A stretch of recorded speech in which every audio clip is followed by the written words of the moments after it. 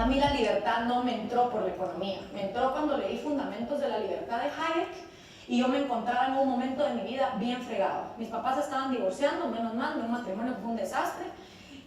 Mis amigos me criticaban la carrera Mickey Mouse que yo había escogido. Yo tenía una amiga en administración de empresas que me decía, claro, pero es que relaciones internacionales y ciencia política, ¿quién no va a sacar 100 sobre 100? Si esa carrera cualquiera la saca, ¿verdad? Porque es la carrera de las hermosas frustradas. Entonces, mis papás divorciándose, mis amigos cuestionando mis decisiones, hasta el novio que tenía y todo. Y cuando yo leo Fundamentos de la Libertad de Hayek fue maravilloso. Resulta que descubrí que no tengo por qué hacerle caso a nadie más que a mí misma. Claro, eso implica que me toca ser responsable de mis actos, ¿verdad? Pequeño gran detalle. Y para eso hay que tener una cosa que se llama autoestima. Entonces, the only thing standing between you and your goal is the bullshit story you keep telling yourself as to why you can't achieve it. La única cosa que se está parando entre tú y tu meta es esa historia de miércoles que te cuentas todos los días de por qué es que no lo puedes alcanzar. ¿Sí? Esto es lo que hay que decirle a los jóvenes. Les guste o no les guste, lo insulten a uno en redes sociales o no lo insulten a uno en redes sociales, porque es la manera más eficiente de vender la libertad. ¿Y por qué? Bueno, vamos ahorita sí a una parte que sí es de República versus Populismo. Por cierto, esta es la primera vez que yo doy esta conferencia. Cuando ya se aburran, alguien me levanta la mano, porque pues no sé cuánto tiempo me puedo llegar a tardar. Pero hay que entender una cosa, el populismo siempre ha existido. Yo creo que junto con la política y la prostitución son las tres carreras con G más antiguas de la humanidad, ¿sí? Los romanos le llamaban pan y circo, pero estamos hablando del populismo que actualmente afecta a América Latina. Y lo que descubrimos en el movimiento cívico nacional es que ese populismo nace a raíz de la caída de la Unión Soviética en 1989 con el desplome del muro de Berlín. ¿Por qué? Porque cuando cae la Unión Soviética ocurren dos sucesos históricos en América Latina. El primero, las guerrillas comunistas, los partidos marxistas, la sociedad civil de izquierda se queda huérfana de madre. Se acabó la vaca lechera soviética que pagaba por las Kalashnikovs, por los secuestros, por los partidos comunistas y por todo lo demás. Ya no hay quien financie el proyectito, ya no hay dinero. Y lo segundo que ocurre es que el capitalismo triunfó. Todos vamos a vivir ahora en libre mercado. Finalmente sucumbió el comunismo. Ronald Reagan y Margaret Thatcher eran los chicos de la cuadra. Todos íbamos a ser felices subidos en un unicornio rosado. Entonces, primero la izquierda latinoamericana se encuentra ante un dilema. No hay plata y aparte, la mayoría de nuestros países pasaron de ser dictaduras a gobiernos democráticos. Entonces las guerrillas se quedaron como, bueno, ¿y ahora quién secuestra? ¿A quién le pongo la bomba? Si ya no hay dictadura, pues. Y se dieron cuenta de que ahora iban a tener que jugar un nuevo juego. Y ese nuevo juego se llama democracia. ¿Y qué hicieron? Agarraron un avión y se fueron a Sao Paulo, Brasil, coordinados por Fidel Castro y Lula da Silva. Y dijeron, bueno, ahora vamos a tener que llegar al poder por la vía democrática. Ya no se va a valer la violencia. ¿Y cómo le hacemos? Y estuvieron discutiendo durante días cómo jugar a la democracia. Y entonces dijeron, bueno, fácil, vamos a agarrar una licuadora. De este lado vamos a agarrar el discurso de lucha de clases de Marx, lo vamos a mezclar un poquito con el resentimiento que dejaron las dictaduras de derecha, le vamos a poner un poco de polvito de ignorancia de la población, lo mezclamos bien y ¡tarán! La agenda del socialismo del siglo XXI con pasos para que cada quien lo siga. Y ahí empezó una agenda que hoy estamos viendo delimitada en todos los países. Y empezó el socialismo del siglo XXI a utilizar el populismo para ganar los votos. ¿Sí? El populismo no es más que un mecanismo de manipulación. ¿Qué fue lo otro que pasó? Los recién electos presidentes de derecha de nuestra región agarraron otro avión, solo que estos se fueron a Washington, D.C. Y en Washington, D.C. celebraron el consenso de Washington. ¿Por qué? Porque el capitalismo había triunfado, ¿no? ¿Y qué prometieron y juraron y perjuraron los presidentes de derecha latinos? Vamos a liberar el mercado, vamos a privatizar. Porque, claro, los geniacos de la CEPAL, apoyados y aconsejados por Prebisch, nos dijeron a los países latinos: todos ustedes son monocultivos, por lo tanto todos ustedes son enemigos, así que levanten aranceles y sustituyan importaciones. Una idea genial que nos llevó a la crisis del tequila, a la crisis que hubo aquí, a sustituir las importaciones y producir los productos de pésima calidad y carísimos. Y entonces en los 90 fue: no, hay que liberar. Vinicio Cerezo de Guatemala, Carlos Menem en Argentina, Salinas de Gortari en México, Fujimori en Perú, este hombre Sánchez de Lozada en Bolivia, y continúa la lista. Pero ¿qué hacen estos presidentes cuando regresan a su país? Privatizan todo lo que ven a su alrededor: aerolíneas, correos, hidroeléctricas, ferrovías, telefonías, lo que hubiera. Pero lo liberaron. ¿Volvieron a los trabajadores de esas empresas accionistas de las mismas? ¿Permitieron que viniera gente de fuera? No, ¿verdad? Lo que hicieron fue agarrar todo eso y dárselo en calidad de monopolio y oligopolio a sus amigos del partido, cuates de la universidad, colegas del colegio, primos, cuñados, hermanos y quien fuera, pero cercano, de la rosca, del círculo. Y entonces América Latina tuvo una privatización oligopólica y monopólica en muchos de los casos. En la mente del latinoamericano común, cuya historia lo va atropellando antes de que él siquiera la procese, el capitalismo es una miércoles. El libre mercado fracasó y nunca se dieron cuenta que aquí libre mercado nunca hubo, que aquí capitalismo nunca hubo, que aquí lo que siguió habiendo fue más mercantilismo estatal. Pero vayan ustedes a la calle y pregunten quién es el culpable de todos nuestros problemas: el capitalismo. Y entonces un día se levanta Hugo Chávez en 1998 en Venezuela y dice: el capitalismo imperialista salvaje ha fracasado, aquí el camino es el socialismo del siglo XXI. Y en la línea de esa conga se sube Rafael Correa, Cristina Kirchner, Néstor Kirchner, Dilma Rousseff, Lula da Silva, Daniel Ortega y todos los demás que estamos viendo en la región. Yo me imagino que ese día Fidel Castro ha de haber salido de la refrigeradora donde lo tienen metido en La Habana y ha de haber dicho: menos mal, chico, yo que pensé que me iba a morir sin poderle dar la estafeta de la miseria comunista a nadie.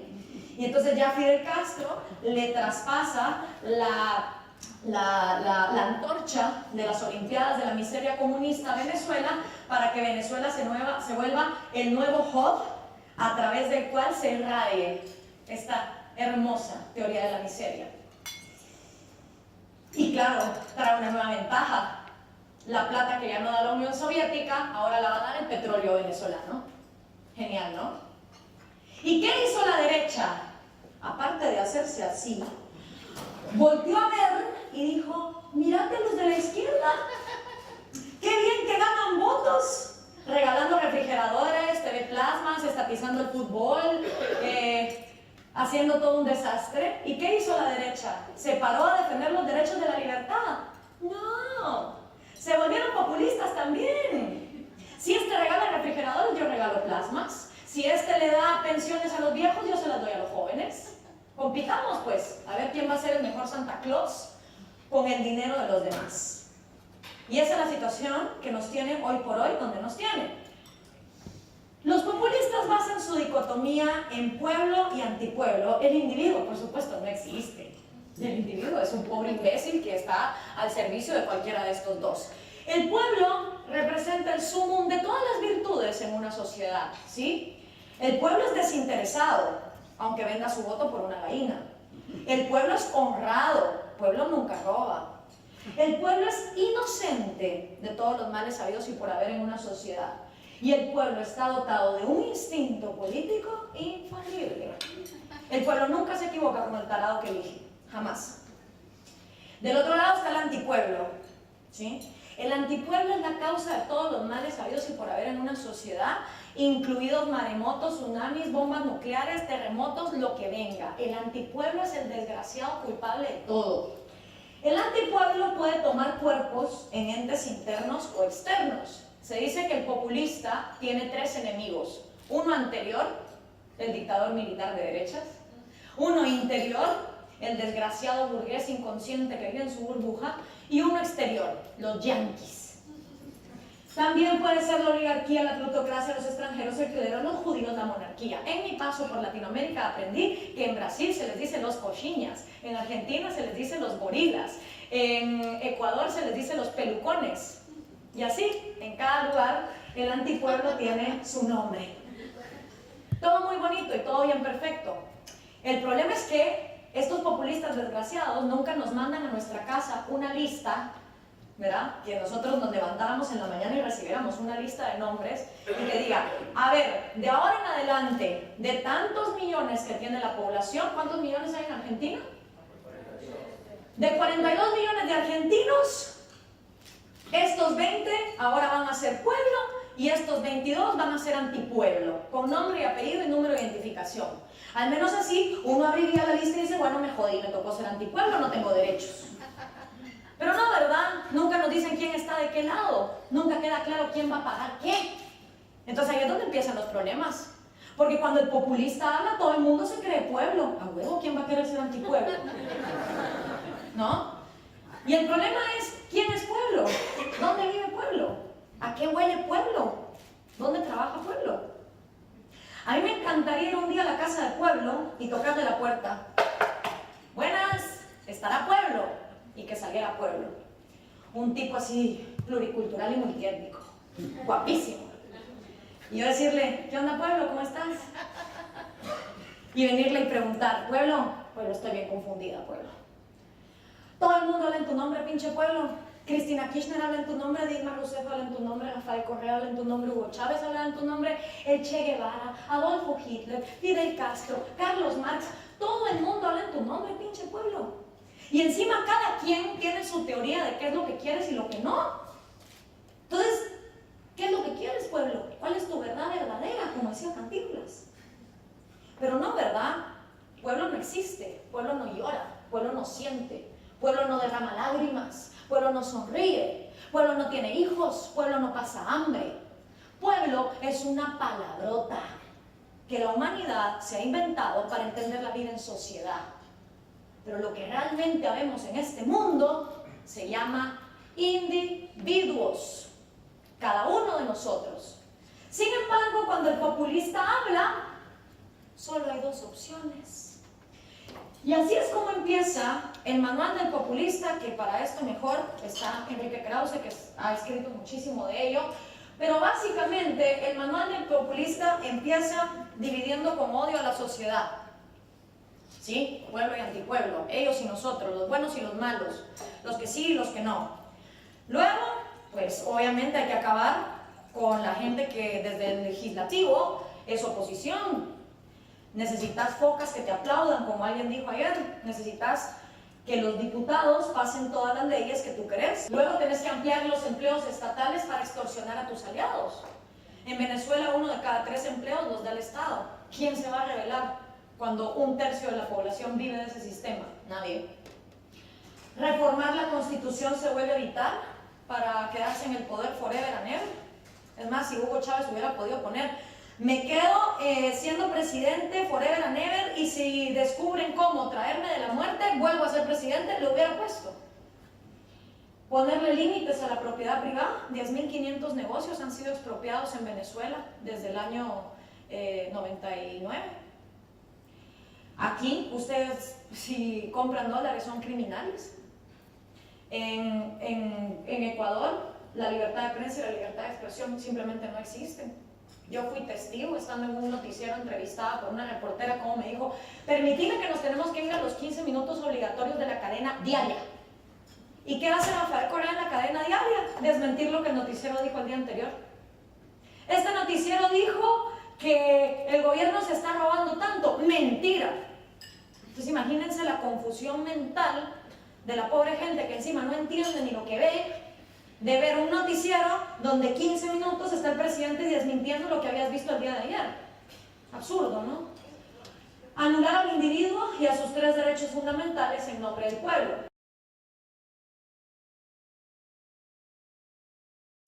Entonces yo comparación de la república y el populismo con el fútbol. Para la república, el gobierno es un árbitro, ¿sí?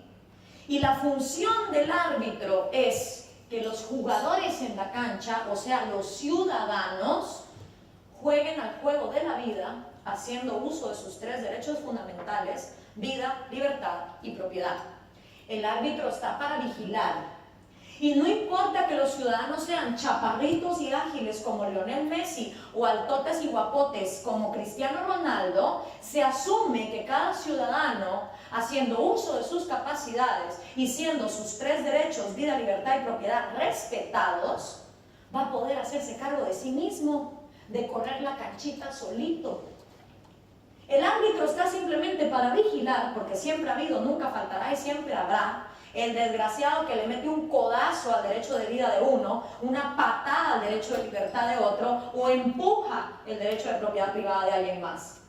Cuando esos abusos pasan, el árbitro tiene que venir y pitar, sacar de la cancha a ofensor y ofendido y llevarlos a juicio. Y mejor si el juez puede actuar con common law y no con positivismo francés, para tener el suficiente raciocinio de decir: a ver, usted, ¿por qué arremetió contra la vida de él, contra su propiedad, contra su libertad? Idealmente, se le pone un castigo al que ofendió, se le lleva a la cárcel o se le hace pagar una multa, y a la víctima se le reinserta en la cancha, continúa el juego.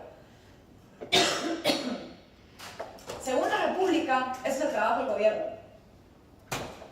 estar todos los días de árbitro, sacando de la cancha a los criminales, castigándolos y dejar siempre a los ciudadanos ejerciendo sus 3 derechos. El populista no. Ay, perdón. El populista asume que el ciudadano es un pobre imbécil, que es tan pobre, tan miserable, tan tontito, que no puede ni consigo mismo. Entonces, para el populista, el gobierno no solo es árbitro, es portero, delantero, defensa, público que está sentado en el estadio, policía que está vigilando el estadio, dueño del estadio, los que están afuera revendiendo todavía entradas y el que está tratando todavía de entrar al estadio. Para el populista, el gobierno lo es todo. ¿Sí? ¿Y cómo hace el populista para pasar al gobierno de ser mero árbitro a hacerlo todo? Con el manual que les acabo de enseñar. Ay, perdón, que se me cae. Ahí está. Con este manual, el populista pasa no solo a ser árbitro, sino a ser portero, delantero y defensa en el momento en que toma el legislativo y quita la oposición. Pasa a ser la policía que cuida el estadio en el momento en que extorsiona a jueces para evitar juicios y castigo. Pasa a ser el público sentado en el estadio en el momento en que quita la libertad de prensa y libertad de expresión. Pasa a ser el dueño del estadio cuando empiezan las expropiaciones. Y un día, el ciudadano camina por ahí, se levanta y dice: ¿en qué momento se fregó todo esto? Porque este proceso no pasa de un día para otro. No es como cuando en una película vemos a los marcianos llegar a una ciudad bien en la nave espacial. No. Esto pasa poquito a poco, todos los días, con el efecto de la ranita, ¿no? Poquito a poco hasta que te achicharran. Y encima es tan absurdo, porque yo que estuve en Ecuador y en Bolivia, el consuelo de los ecuatorianos y los bolivianos es: no, hombre, aquí nos quitaron la libertad de expresión, pero Correa y Evo no se van a meter con la libertad económica, porque como ellos ya vieron cómo le fue de mal a Chávez y a Maduro, ellos no van a hacer eso acá. Ese es el consuelo. Luego llegué a Venezuela, y el consuelo de los venezolanos hace 15 años era: no, marico, aquí no vamos a ser Cuba, si nosotros no somos una isla, tenemos a Brasil de vecino, tenemos a Colombia de vecino. Entonces todo el mundo se va consolando con la concha de la ignorancia y de tapo los ojos, y si tapo los ojos y no veo y no oigo, no va a pasar. Y nos está pasando a todos. ¿Saben por qué? Porque en todos los países de América Latina, sin excepción, esté gobernando el socialismo del siglo XXI o no esté gobernando el socialismo del siglo XXI, existe el primer paso: dividir a la sociedad con odio. En todas las campañas políticas del continente existe esa división entre ellos y nosotros. Y mientras ese primer paso esté presente, todos los demás son una amenaza latente.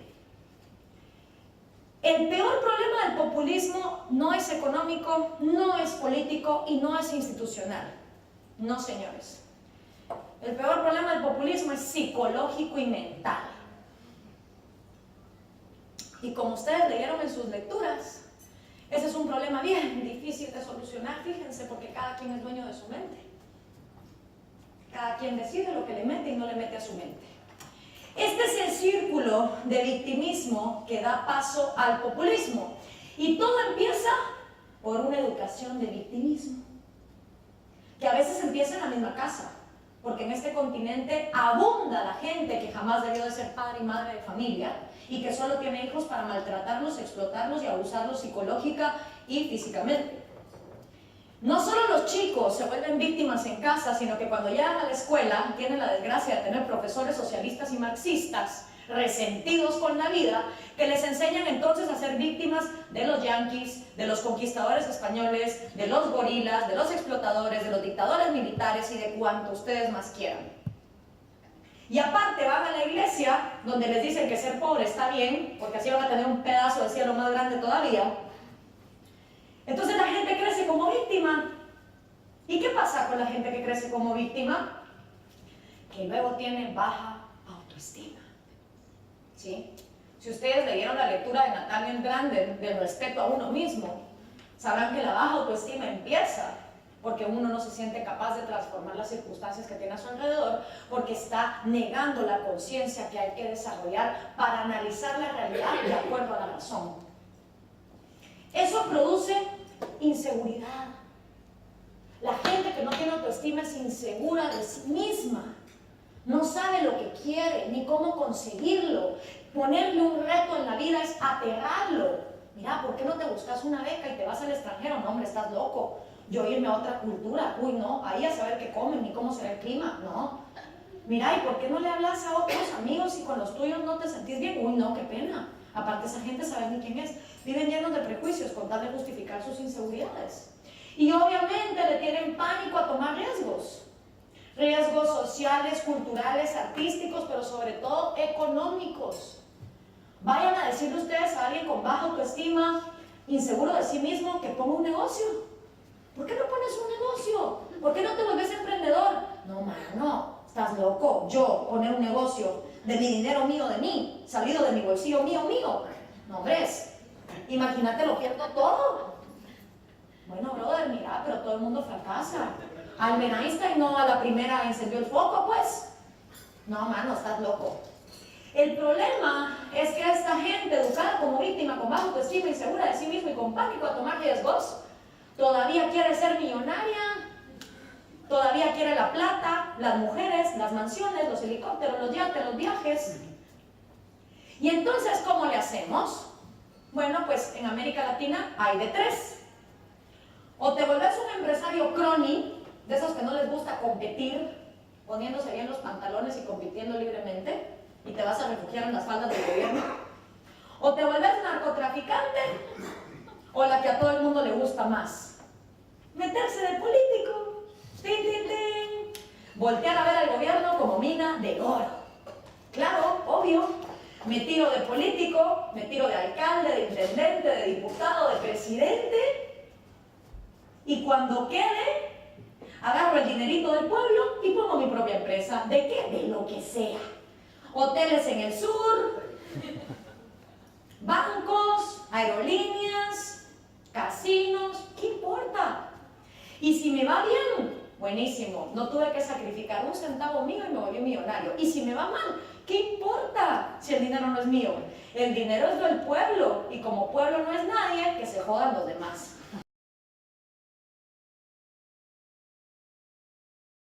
Con populismo, mi hermano, con populismo puro y duro. Prometerles de todo, si igual no les vas a cumplir.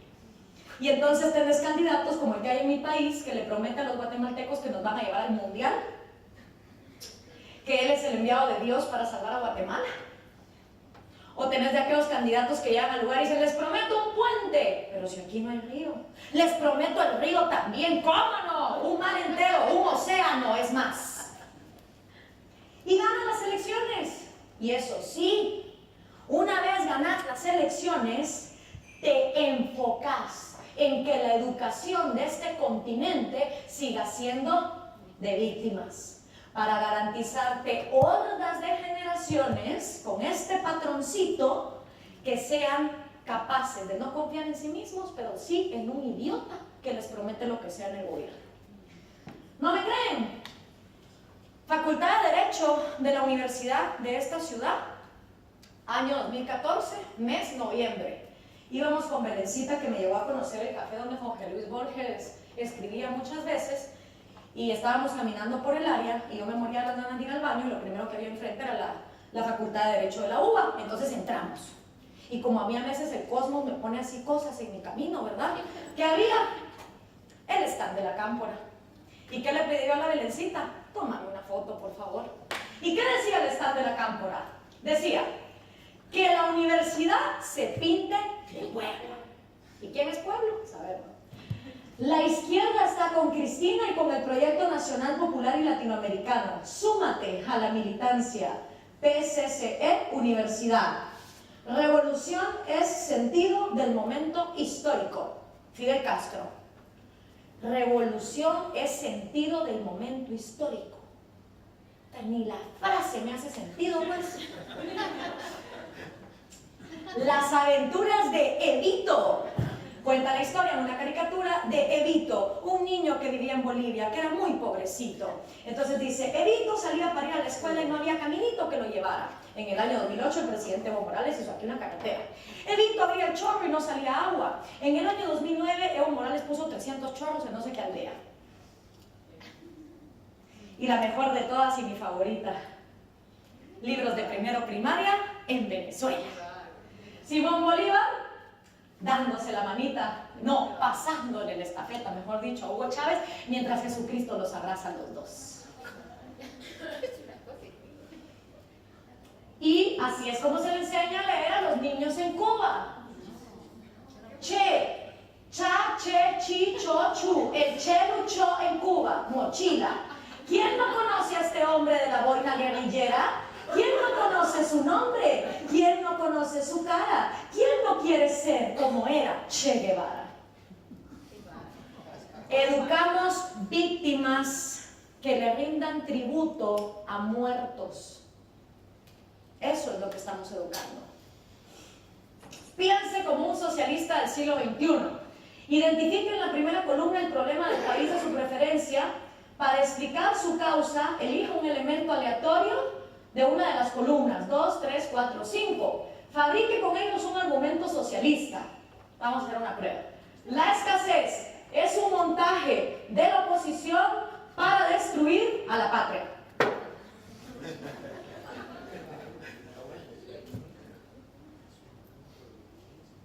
Fácil.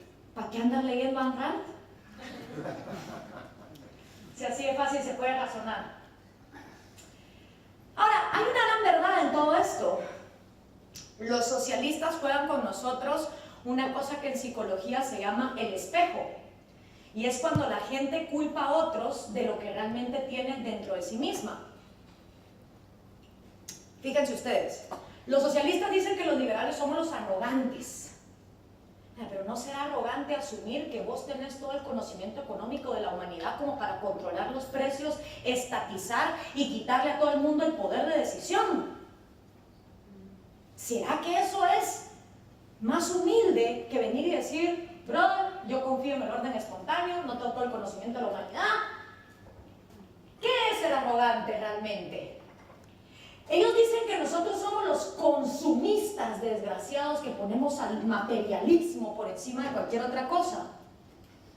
Pero ¿quiénes son los que obsesionan a los pobres con las cosas materiales? ¿Quiénes son los que tienen a los venezolanos gastando de 7 días de la semana 3.5 días en correr de supermercado a supermercado tratando de encontrar los objetos y los alimentos para poder sobrevivir?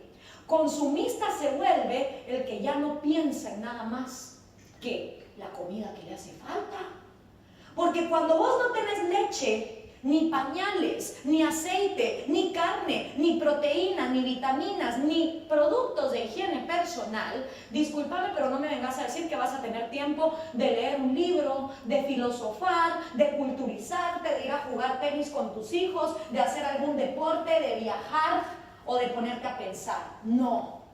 Los que están reduciendo a los humanos a un animalismo consumista son ellos. Porque los vuelven nada más que animales que están todo el día pensando dónde voy a conseguir comida. Ese es el estado natural de Hobbes. ¿Quiénes son los hipócritas? ¿Nosotros o ellos? Porque ellos relativizan los derechos. El derecho a la vida sí, pero hay gente que merece ser asesinada. El derecho a la propiedad sí, pero es que hay unos que mejor hay que expropiarlos.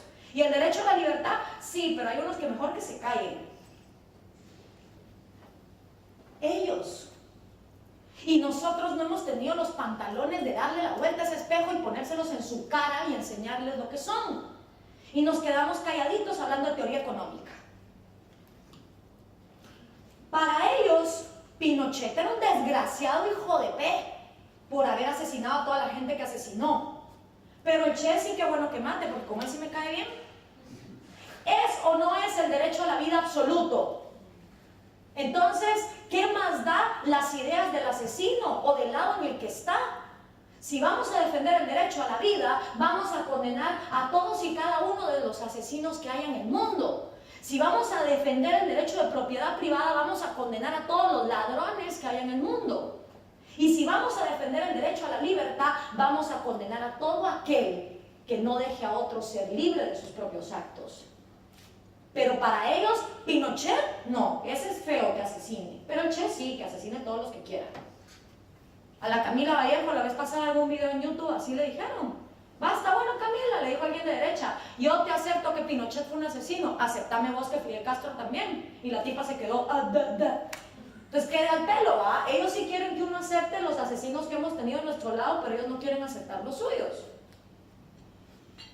Y este es el peor problema de todos.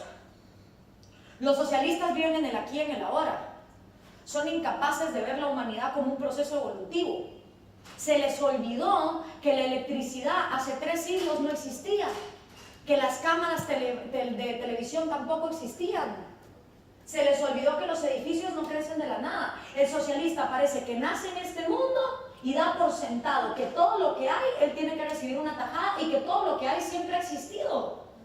Y no es así, señores. Desde que la humanidad existe, hace más o menos 40.000 años, los pobres cavernícolas apenas si tenían fuego y cavernas. Y el planeta Tierra siempre ha sido el mismo. Desde hace 4.5 mil millones de años, el planeta Tierra ha sido la misma pelota azul, con la misma cantidad de agua, la misma cantidad de minerales, la misma cantidad de gases, de tierra, de vegetales. ¿Y por qué entonces, si es la misma pelota azul, el cavernícola apenas si tenía fuego y cavernas, y nosotros hoy tenemos auditorios, hoteles, ciudades, PowerPoints, Twitter, Facebook, satélites en el espacio? ¿Qué ha hecho la diferencia? Pues la diferencia, mis queridos amigos liberales, ustedes ya la saben. La diferencia la ha hecho el único recurso inagotable que existe en este planeta: la mente humana. La mente humana es la única cosa que conocemos que es capaz de transformar los recursos que en esta pelota han existido desde hace millones de años en cosas que nunca antes habían existido. Pero eso los socialistas lo ignoran, porque para ellos todos los objetos siempre han existido. Qué bonito, ¿verdad? La verdad de las cosas es que en este planeta hay 4 tipos de personas. Y en cada uno de esos grupos hay todo tipo de personas. En cada uno de estos 4 grupos hay ateos, budistas, musulmanes, cristianos, altos, chaparritos, gordos, pelirrojos, chinos, africanos, mujeres y hombres. Nosotros realmente no nos diferenciamos ni por los genes ni por la sexualidad, sino por estas 4 cosas, o al menos eso es lo que yo les vengo a proponer, que cada quien decide cómo les parece. La verdad de las cosas es que toda la humanidad nos dividimos en 4 grupos: los sumadores, los restadores, los multiplicadores y los divisores. Los sumadores. Los sumadores son niños que tuvieron la fortuna de nacer en casas donde los papás no se hicieron los locos y les dieron educación, les dieron moral, les proveyeron de las herramientas básicas como, pues, para poder salir adelante. No, perdón, esos son los multiplicadores. Empiezo con ellos. Los multiplicadores. ¿Y qué hacen los multiplicadores? Multiplican lo que les fue dado y hacen un servicio a la humanidad. Por ejemplo, Steve Jobs. Sí. La gente que nació en un buen contexto y lleva ese contexto a algo más.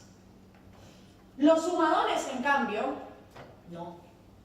Los sumadores pueden ser como un Rockefeller, pueden ser personas que vienen de muy abajo, de circunstancias muy difíciles, de la miseria, de la pobreza, de una madre que fue prostituta, de un papá que fue alcohólico, de un pasado de violencia, de lo que ustedes quieran.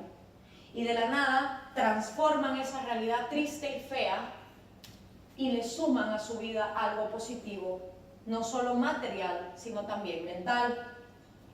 Luego vienen los restadores. Los restadores, en la misma situación que los sumadores, nacen en circunstancias difíciles, en favelas, en villas, en lugares donde no hubo la oportunidad de salir adelante, pero ellos no se la buscan tampoco. ¿Sí? Porque dicen, claro, yo cómo no voy a ser ladrón si mi mamá es prostituta. Yo cómo no voy a ser borracho si nací en una favela. Justifican el seguir siendo criminales, miserables y pobres por el contexto del cual vienen.